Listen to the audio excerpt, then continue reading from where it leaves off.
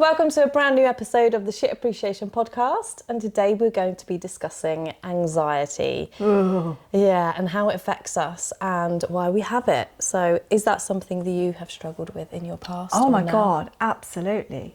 Not so much now. I get bouts of anxiety, but not as badly as I used to. Yeah. For sure. Yeah. I mean, I think the first thing I know about anxiety is the spiraling thoughts.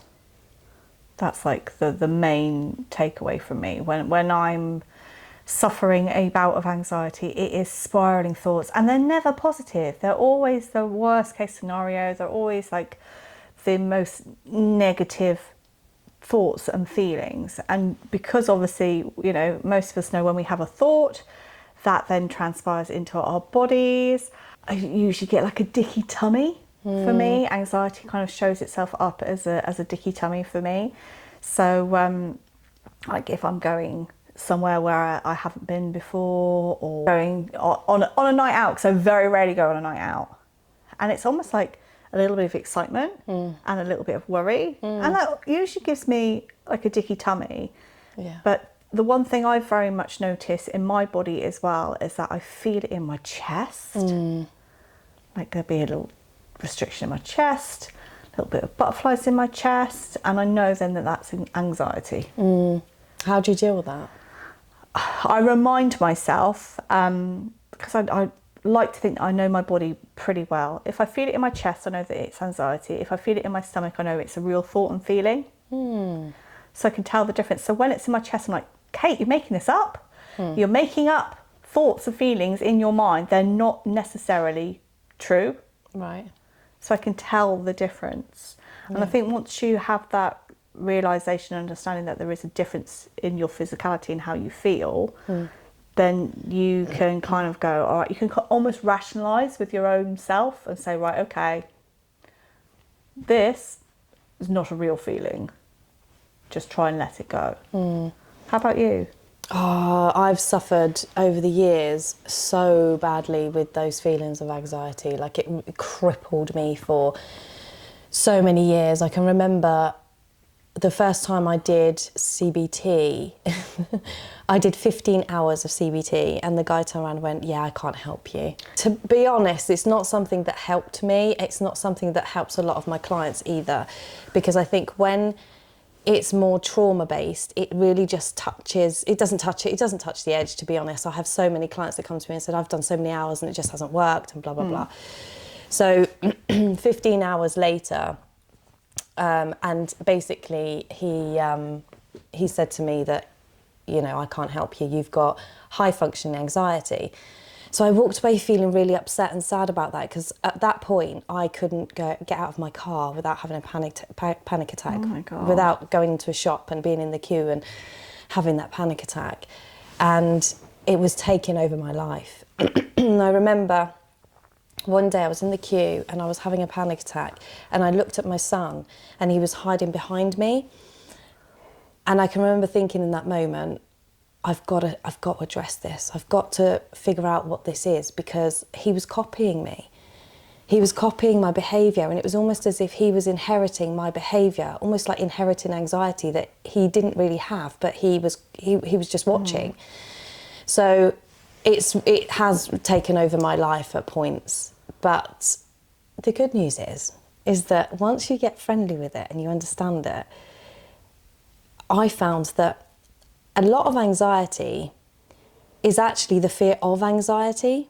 So once we feel those feelings, like you said, the tightness in your chest and your tummy, and it can manifest in so many different ways. You can get tingling, you can feel faint, your eyesight can go funny, this breathlessness, palpitations, all sorts of symptoms. Once you start experiencing those feelings and those sensations, that's actually what we then become scared of happening again. So the fear of it coming and happening. Yeah, so we kind of have anxiety about having anxiety, which is mad, because really what it's saying is that we're scared to feel those feelings in our body because we don't understand them.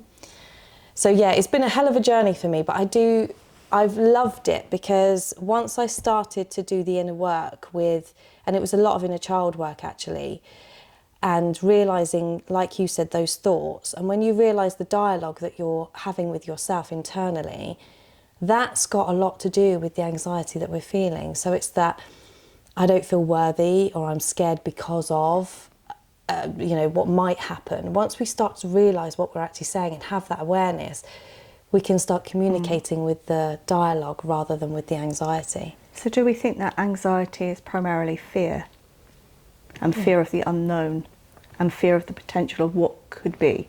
Yeah, so they say anxiety is worrying about something in the future that hasn't happened yet. So, and usually that's a protection mechanism, because there was probably a point in our lives where we felt that we were out of control or something happened, so therefore now we need to know all of the variables, all of the components, and we have to know them, which is an impossible task. We can't possibly know what's going to happen when we walk down the street or when we jump in our car. But the mind says, no, you have to know, because remember last time you didn't know and this happened. So yeah, it's definitely fear-based, fear future-based. So do you think that, to a degree, then the body is almost having a protection mechanism to stop you from your potential variables? Yeah, that's exactly it. It's totally that. And it's not just the fear of how we're going to feel, it's the fear of what happened before. So, for example, if we grew up in an environment at home and it was very unsettled, unpredictable, and maybe we would be standing on eggshells around our parents, and that was scary for the mind and body, as an adult now, we're still going to have that mechanism, that wiring within us. So when we go out as an adult and we're socialising with adults, our mind's gone back to when we were children and gone, I can't, I'm still stepping on eggshells, it's still not safe for me. Mine was always anxiety around what other people thought about me. I had an experience when I was a kid, and it was really sad, and I think it will make everybody feel a little bit sad, to be quite honest with you. I was at primary school and I remember it so vividly. I think that's probably where a lot of my social anxiety stemmed from. There was a young lad who I was at primary school with, and he had a birthday party organised, and I'd come from a very small little village in Cornwall. So, once you invite somebody, you're inviting the whole class. So you're talking about, 20 kids, because it's a small village. And his mum had put on a party for him at the local village hall. And I can remember going to his birthday party and being the only person that showed up. Oh my gosh. I know, every mother out there's heart is sinking, because I think that's like your nightmare, isn't it, for your kids? Is like that whole, you want your kids to make friends, and you want your kids to have, you plan this lovely birthday party to celebrate his birth and, rejoice in the occasion. And for the fact that I was the only person out of the whole class that showed up for that boy's birthday party. And I can remember, even as a small child, feeling really uncomfortable that nobody was there. And it doesn't necessarily mean that nobody liked him, because there's obviously loads of different variables as to why people couldn't come and why people weren't there. But for me, it felt as if they weren't there because he wasn't liked. And then actually throughout my life, I became this person who protected themselves with humour, with making sure that I got to know lots of people. And because the anxiety of being put in that position where nobody shows up for you because you're not liked, was a really fundamental part of all of my childhood and my adolescence. So I think that's probably why, when I still, even now as an adult, I'm very confident in my own self. I'm quite happy to walk into a crowd of people that I don't know, and I'm quite happy to talk to strangers. I've got no issue with that whatsoever. But I know for a fact, if I planned a party for myself, and even when I'm doing it for my children, actually, I'm like, I want to know exactly who's coming. I want to have spoken to every single parent to make sure that my daughter does not feel like that lad did. Still, you know, that's stuck with me for a really long time. And if I was to organise a gathering of people, which I do annually around sort of bonfire night, I get together with all of my eldest daughter's school friends, and I'll sort of like close-knit friendship group. I invite everybody over to have a party on bonfire night, and the anxiety of wanting to make sure that everybody comes and everybody has such a nice time that they want to come again is a lot. It's a lot of pressure. It's a lot of pressure. Yeah. It really is. But there's obviously something in there from that moment when I went to that birthday party where nobody showed up.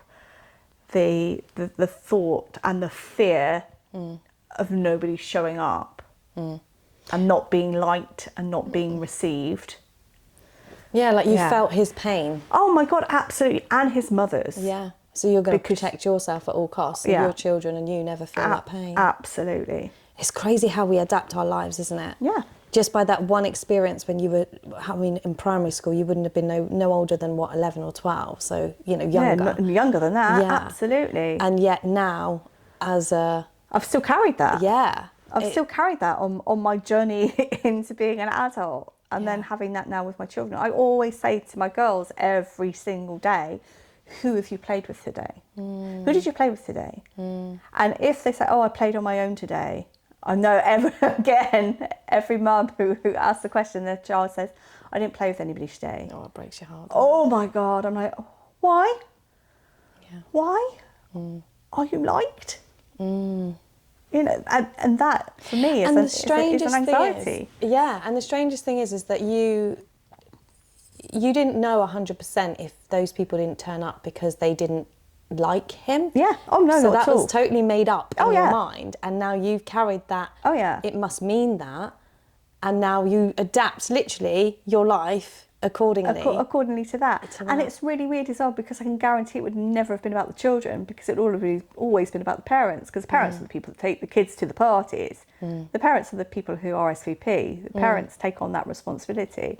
But I think in some ways it's been a hindrance, and in some ways it's been something really, really positive, because actually it fully allowed me to adapt my personality to be the funny friend who lots of people want to spend time with. And you know, in our other podcasts that you might have already listened to about friendship, it's allowed me to then really put myself out there to make new friends. Yeah. Because you know, there's obviously part of me deep inside that doesn't want to be disliked. Yeah. Yeah, that anxiety for not being for not being liked. Where do you think yours stems from? I don't think it's one incident that happened for me, and this might resonate with a lot of people with crippling anxiety. So when something happens to us and we can relate it back like that, it's almost really, it's refreshing in a way, because you can kind of see the path, you can understand it, you can make sense of it. But when anxiety feels like it just suddenly hits us, and you kind of sit there and go, well, I've been fine all my life, you know, why has this suddenly arrived? It's not that you've been fine all your life, it's that it's likely there's been a huge mask that you've been using in order to avoid how you've been feeling, or you've been in such a state of survival, and you usually gets to the point where you're like in your late 20s, mid 30s, and it's the body then that starts to respond. So for example, I was diagnosed with fibromyalgia and things like that, and it's when literally it's almost crippled you as a person, and then it's your health that starts physically to get starting to cripple you also. But for me, I think it was multiple. It was living in a very dysfunctional family. When you grow up in a family where it's very unpredictable. Things, you know, your body changes, your mind changes.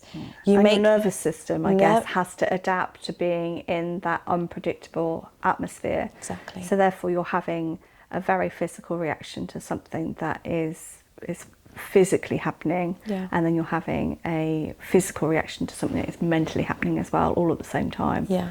Which is a big thing. I went into a role that was very much sort of the parent as well when I was a child, and I know that that brings a lot of anxiety later on in life, because when a child has to go into the parent role, so to almost parent the parents or to care for the other siblings, whatever it might be, when you get you grow into adulthood, you totally abandon yourself in the process because you think everyone else is more important. And that can bring a lot of anxiety because you don't understand how to actually care for yourself. You don't understand how important you are, why you're not as important as everybody else. And then what happens is we mask it with things. So we need to numb that pain and we start using different things. So I used drugs, I used alcohol, I used various things. And then that brings on another layer of anxiety because you know that that's not really how you want to show up in life and you're just using it as a crutch. And now you're worrying about that as well. Exactly. And then as well coming out of that chapter of your life. So I know right now on social media, sobriety is huge. Like lots of people are getting clean, really which is aren't they? Awesome. And even people that aren't drinking anymore and whatever else. I think it's brilliant. But as you come out of that, the anxiety is crippling because where's the crutch? You haven't got the numbing solution to numb the feeling. Yeah, where's the crutch? So I think for me, a big place for me was any people actually I used to be anxious around. It was actual just humans. If I was left on my own, I was fine. So being alone for me was easy. Like I could be with myself. But knowing that I've then got to be around people, so it was any human. In my head, humans were dangerous. Humans weren't safe for me to be around. Any human was not safe for me to be around, which wasn't true, but that's what my mind was saying, and that's what my body was saying. And it does take a lot, I think, for anyone listening that's going through this. I think there's just to be really patient and kind to yourself, because one thing I learned was even though we feel the way we feel, one, it doesn't define us. And two, it's not a life sentence.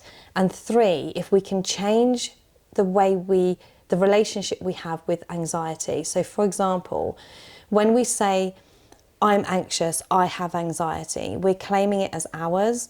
So to create space between us and the feeling of anxiety, to say I'm experiencing those feelings of anxiety, just like I said, creates that space so that we're not identifying as it. Because anxiety is there for a reason. It's almost as if it's protection overload. Yeah. As if your brain has gone into protection overload. We were actually talking about this earlier today, actually, when we were just having a normal chinwag, about how your mind creates templates, and that, you know, whenever you're having a thought or feeling, your mind will rush back to a template of how it behaved and how it reacted during that pivotal moment of something similar that you've experienced. So I guess it's exactly the same, but with anxiety, it's almost like protection overload. So it's saying, actually, no, that could be dangerous, no, that could be dangerous, no, that could be dangerous, no, that could be dangerous. And it's almost like then completely taking over. Do you think there is a difference between worry and anxiety? Yeah, massively. So yeah, I think so, hugely actually. So I will probably think about my children and their lives, for example, and I'll have a wave of worry because I'm a concerned mum. Like I want them to do well, I want them to be happy, I want them to whatever. And I'll have that wave of worry. That worry wave will be a wave, so it will literally just go like through me like a wave does. Anxiety does not flow through us like a wave. It's like a freaking rock being thrown and it sticks and just doesn't like move. And the feelings of anxiety, honestly, they're like, they don't want to go away because it wants to be seen. So anxiety wants to be seen. It wants to show you what you're scared of, severely scared of. And this thing that really bugs me is when people go, well, they can't be anxious, or what, they've got nothing to be anxious for. And it's like, I get that. Because if you look at their life from an outsider's point of view, you're going to go, well, you know, they're married, they've got kids, they've got a job, they've got money in the bank. Why are they anxious? It's not necessarily that. It's the fact that when they were a child, something happened, or growing up, or wherever, or then maybe they had a relationship that was really, really tough, and it's created this knock-on effect. So now it's coming out. So maybe then anxiety is not in the present and it's not in the future. Anxiety lays dormant in your past. Yeah. Yeah, in fear of the future. Yeah. Yeah. Yeah, I love that. I love the way you've just put that. Yeah, definitely. I would say that that's... God, look at me with really all the words accurate. today. I really feel for people that are struggling with it, because it does literally corrupt your day. I remember waking up in the morning, and as soon as my feet hit the floor, I would be like, shit, I've got to get through another day. I remember when I first met Gary, so it was 11 years ago, he would say, oh, let's pop into town and do some shopping. Now, that's just a like normal comment, right? Like, oh, that's just living life. Like, yeah, let's go grab a coffee. Oh my God. Like literally that was huge for me. For me to get out the house, get ready and get out the house, and then go and do the thing. When I came back home, I would be on the sofa, out for the count for the rest of the afternoon. Oh my God. Because it would use so much of my energy to just get through that 2 period. or 3 hours. Yeah. That's horrible. It's crippling. Yeah, it's horrible. It's a really horrible thing. But again, the good news is that there are so many things that we can do, and I've spoken about this before, but when I did the mindfulness-based stress relief course, that was incredible. So if anyone has the opportunity to do that, I would definitely recommend it. It's for depression and anxiety. And it's a really wonderful 8-week course where it teaches you all sorts of things, but it also implements meditation. And it creates awareness. And for us to heal through these things and these, depressions, anxieties, OCDs, it's about noticing and having that awareness of what the mind and body are doing, and being able to kind of step in when we notice those changes and kind of interrupt the pattern, but also comfort the pattern at the same time. So it's having awareness of when you start to feel those familiar feelings of feeling anxious, that you are aware that you are feeling those feelings, and then being able to take a breath and recognise that you are about to experience a bout of anxiety. I guess that's just it's a good way to be able to really get to know yourself as well.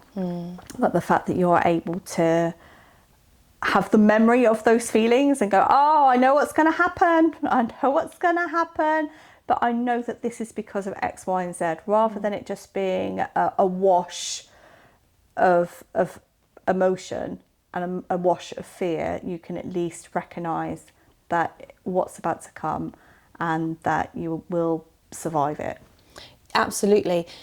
And it's like you say, recognising those feelings, and when you can, once you get that awareness, is to recognise the thoughts, because quite often when we go into that, and like you say, spiralling is the perfect word for it, because that's exactly how it feels, and it happens so fast.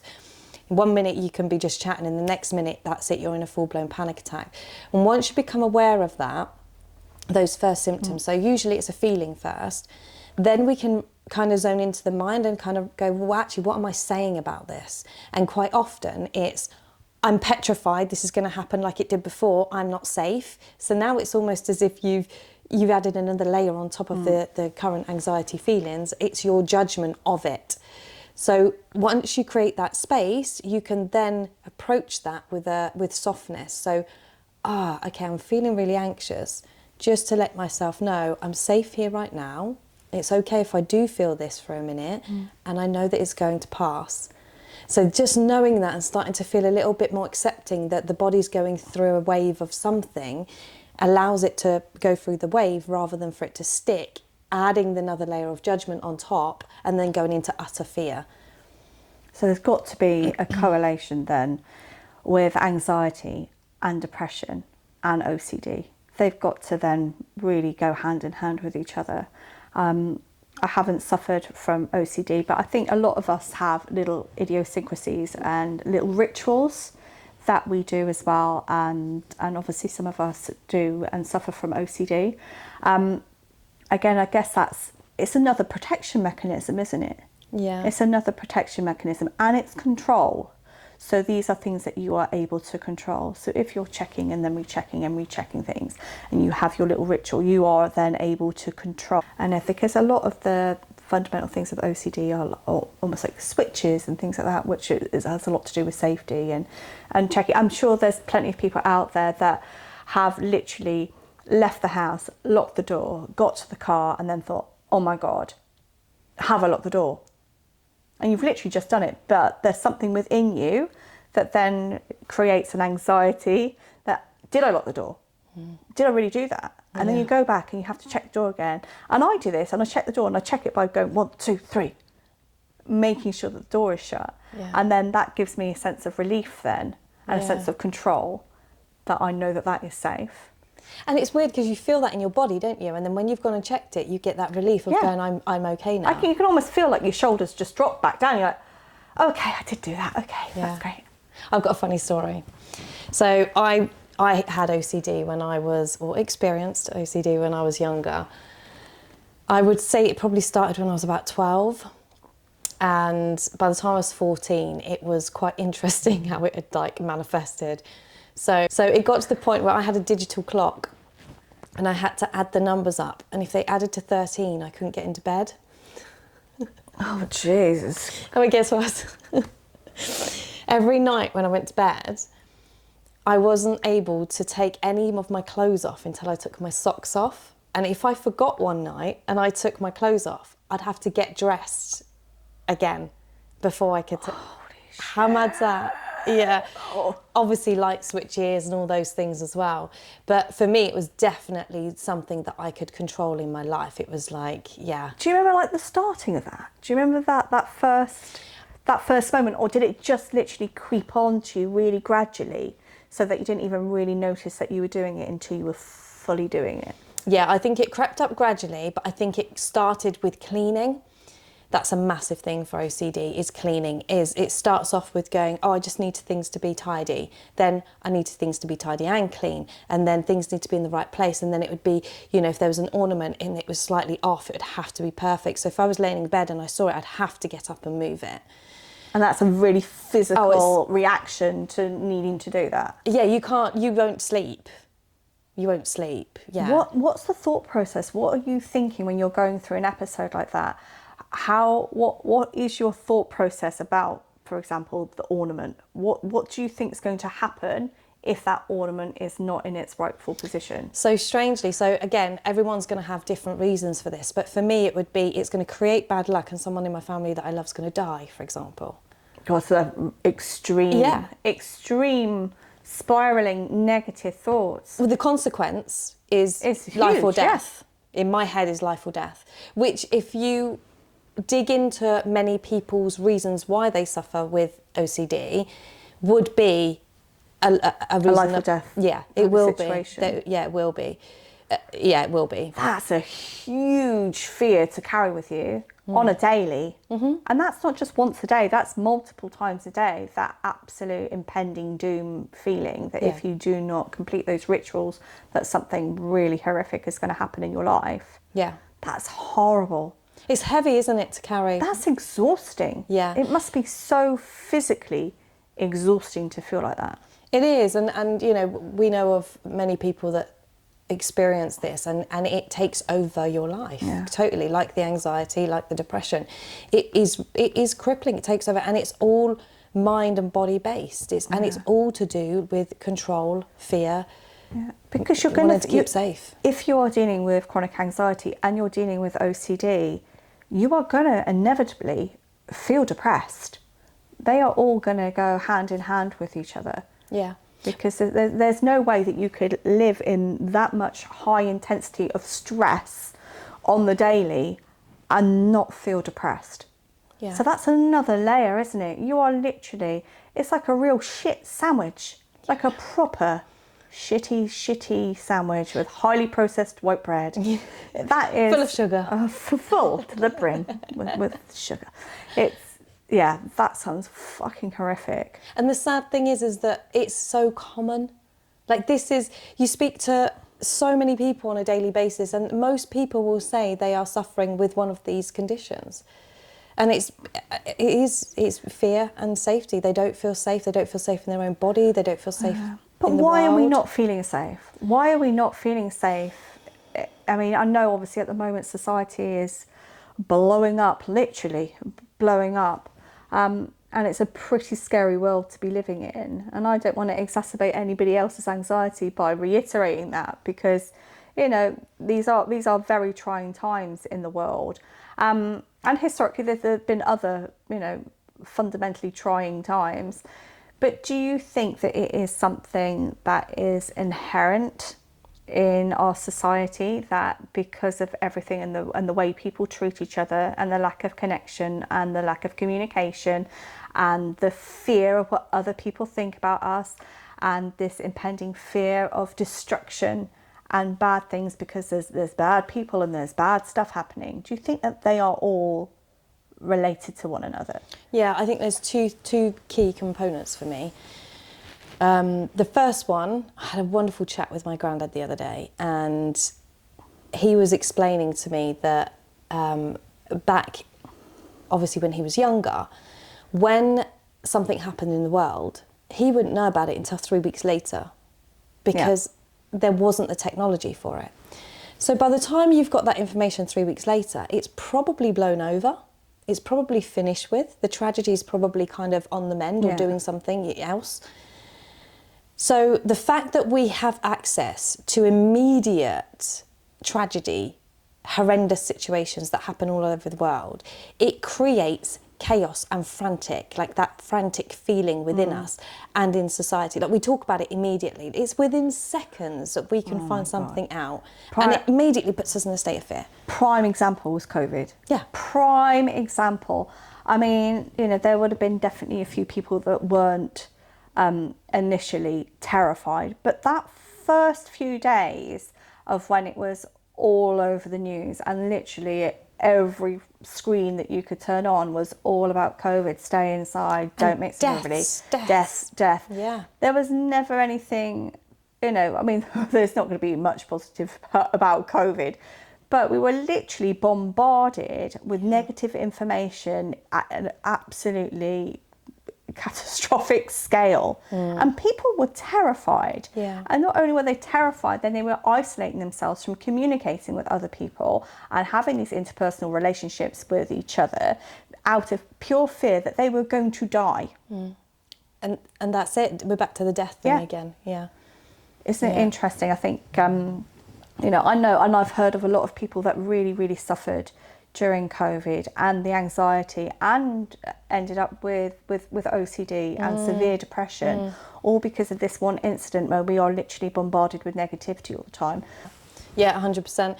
And I don't watch the news either. We don't. We're just not entertained. And quite often when it comes on in the car, it goes off, you know, on the radio. It's not something. I haven't watched the news for many years, but for exactly that reason. One thing that I would suggest to anyone and everyone is to stop watching the news, but also to adjust your algorithm on your phone for all of your social media. So if you're finding that, I mean, so the algorithm is so clever now. If you sit on a video that you're interested in for more than sort of a few seconds, it will prioritise the same type of video. So if something awful's happened and you've gone, oh, I'm a bit interested in that, it will then show you more of the similar content. So if that has happened, literally, and I say this to my kids as well, search up cats and dogs, puppies, kittens, and just literally flood your algorithm with that, and then it will come back again to what you want. It will be more personalised again. I mean, we're not saying for one instant that we shouldn't know about what current affairs which are going on in the world. So we're not saying to be blind and to put your head in the sand and not hear about it and not think about it and not discuss it, because we should be. We absolutely should be. But don't let it become a fundamental part of your daily routine to be fed with negativity all of the time. You know, you want to be having a conversation about it, to be able to discuss how, you know, you feel emotionally, whether you're outraged or you're upset, or that it makes you feel anxious. And you want to be having those open and honest conversations about it, because we shouldn't be putting our heads in the sand for these things that are happening around us. The way I see it is there's only so much I can do. I'm just little old Jodie that lives in Devon. There's only so much I can do. That's not saying you know, lots of people sort of come into this and they're like, no, you know, you can do something, and if you go here and you can be part of this group and we can all do this together. I understand that logic, and I'm really grateful that there are people out there who are changing the way things are in the world. For me as a human on the planet right now, in my existence, with my history, I do not have the capacity to show up and think I can change the world. What I can do is change my world, how I see the world. Is I want to be able to heal myself enough so that I can show up in spaces like this with you, have these discussions that will hopefully resonate with someone else who will go, oh my gosh, I really want to go and help myself with my anxiety here, or I really want to do something for myself. Because the ripple effect of us healing ourselves is incredible. It creates transformation. When we do the work on ourselves, it's not just about transforming ourselves, it transforms so many people around us, and that's my mission. So we all have different missions, and I think it's important to not judge each other for the mission that we're on. It's not ignorance that I don't want to know, but I'm not going to go out and seek all of this stuff, all of this information from the news, because it does me no good. And I know what I want to do and how I want to show up. It will not serve me. It will just bog me down. And it will just create actually more anxiety for you. Exactly. Yeah, exactly that. So, yeah. Coming back to what you asked earlier, where when I said there was two parts to it, and I explained the media, which we've gone into there, which was awesome. The other side is anxiety, I believe, it comes from our childhood. Like those feelings, when we're a child and we are not comforted in those moments of fear, we have to navigate that by ourselves. No child knows how to do that unless they've been taught how to do that. So we need a regulated parent to come and co-regulate with us. And if we don't have an emotionally available parent, we have to figure that out by ourselves. And what happens is we find a way, and we use that way, and we just find a way for 25 years, 30 years. You use that way over and over and over and over and over then again. it gets exhausted, and then it gets worn out. And that's when we get hit with this crippling feeling of anxiety, which feels like it just takes over. I don't know what's happened, it's just taken over. It's like, no, it started way back when you didn't know how to regulate because you were never taught. So how do we teach our children to regulate? How do we help each other learn how to regulate? By healing ourselves. Honestly, it's you cannot teach. So I have a lot of parents that come to me and ask me to help them with their children. And I will say, I want to talk to you.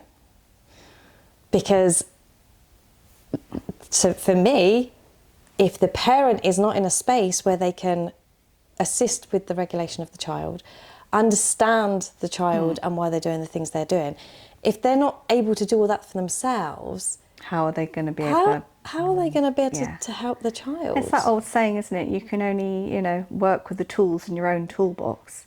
You've got to get some new tools. Sometimes you need to upgrade to a Makita. Yeah. And get some... DeWalt. Hang on a minute. We're both partners of tradies, can you tell? So it's kind of like that whole, doing the work, isn't it? Getting some new tools. And the tools are going to work differently for everybody. So that there are plenty of tools out there. I mean, thank God. One great thing with the master of AI and such is that the tools are very much readily available and easy for us to access. And, one book that you might read might be fantastic for you, but not fantastic for somebody else. We're always going to...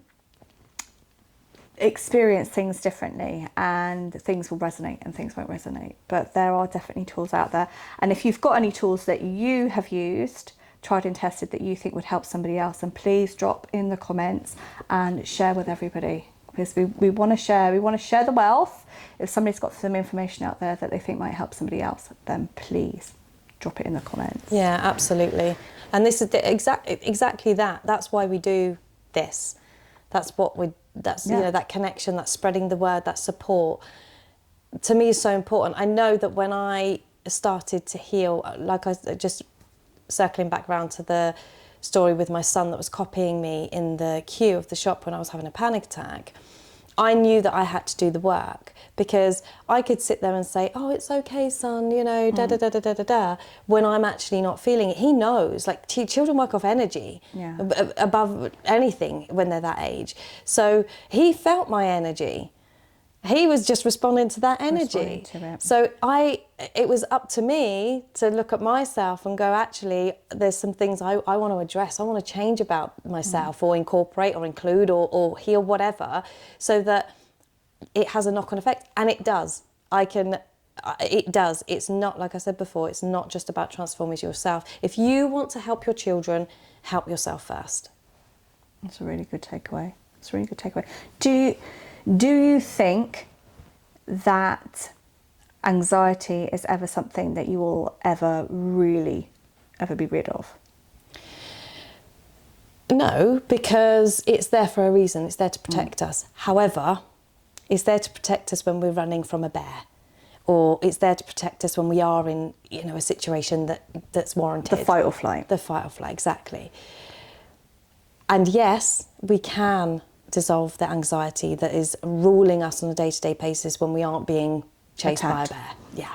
So absolutely. I don't live in the space, in the headspace, and the body space that I was living in before, when I was experiencing it from the second I got up to I honestly used to love getting in bed. I was like, that's it, I can be done with the day, because I knew that when I was asleep, I would be free from it. I'd be like, oh, this is, I can just free my mind from this now. It's not crippling. It was horrendous. It's horrible. And you know, depression is very similar. So yes, you can absolutely live a very normal life where, yes, you will feel anxious in the spaces that you're supposed to feel anxious in the sense of an actual tragedy.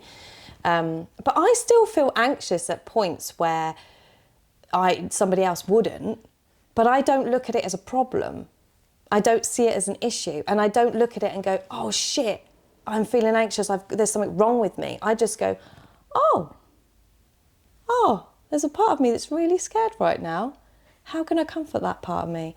What's it saying? Where is it in my body? Is it in my tummy? Is it in my chest? And I'll just put my hand on it and I'll rub it and I go, right, I see you. And then I'll look around and be like, well, actually, where am I? I'm outside. It's safe. I can smell the smells, I can feel the wind, and just become more present. And suddenly you're dissolving that fear.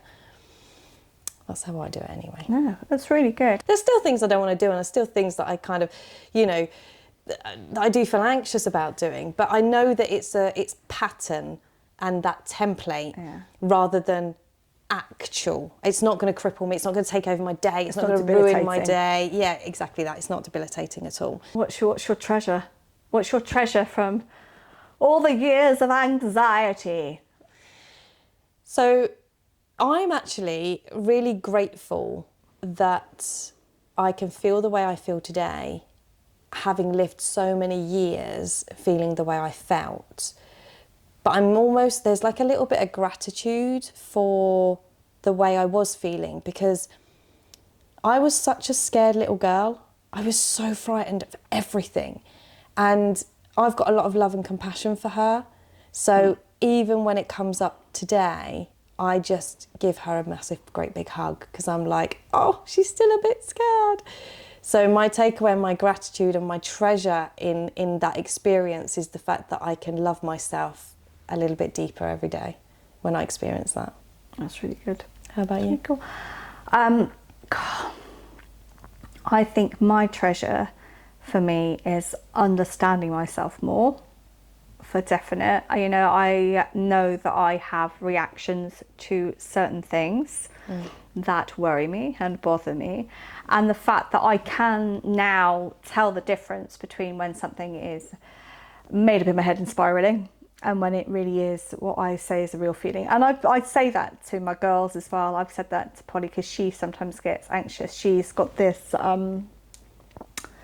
this problem called precordial catch syndrome. I don't know if anybody else's kids have got that out there, where it's basically like a pinch in the nerve of your chest, and it's not life-threatening or anything like that. It's just basically her little body growing, and every now and again she'll feel like she's been stabbed in the chest, and it's really painful, and it really scares her, and it gives her anxiety. I mean, you know, she's only 9. I don't want to think of, her being anxious, but she does get anxious about it. She goes, oh, what is it? What is it? And up until the fact that we had it properly diagnosed, it made her really anxious because she didn't know what it was, You didn't have an answer it was for instant her. pain. Yeah. And now I say to her, you know it's your catch. You know it's not going to hurt you. You know it's not going to. You're not going to pass away from it. Nothing's going to happen to you. So you're soothing her. Yeah, so nothing's going to happen. Yeah, that's my giveaway from Nice. that. Love For that. sure. Awesome. Well, thank you very much for listening, and I hope you enjoyed this episode. Quite fun. It felt very, very, dry for us, wasn't it? There wasn't a lot of humour in that one. There wasn't. I'll try and do better next time. I promise. Be funny, Kate. God damn it. Remember, you have to be funny. I have to be funny. You have to be funny. You might not make friends, right? God, you may not like me. Shit.